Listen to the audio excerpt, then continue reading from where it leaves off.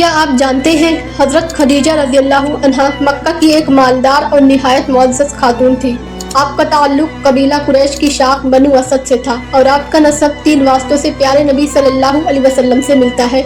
اہل مکہ آپ کو آپ کی پاک دامنی کی وجہ سے طاہرہ یعنی پاک باز کہا کرتے تھے۔ اس وقت آپ کی عمر 40 سال تھی اور آپ کی 2 شادیاں ہو چکی تھی، لیکن دونوں شوہر انتقال کر چکے تھے۔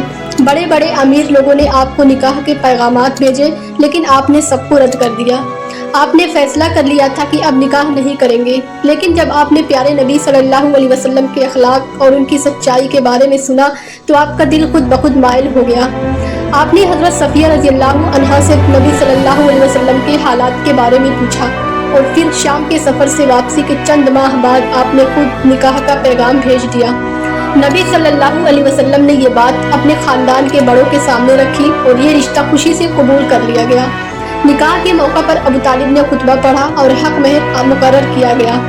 حضرت خدیجہ رضی اللہ عنہا تقریباً 25 سال تک نبی صلی اللہ علیہ وسلم کے ساتھ رہی، اور اس عرصے میں نبی صلی اللہ علیہ وسلم نے کوئی دوسرا نکاح نہیں فرمایا۔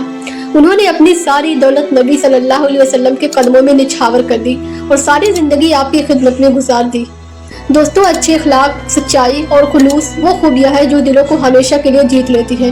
اگر ویڈیو پسند آئی ہو تو ویڈیو کو ایک لائک ضرور کریں اور اس ویڈیو کو صدقہ جاریہ سمجھ کے آگے بھی شیئر کریں اور کامنٹ میں سبحان اللہ ضرور لکھیں۔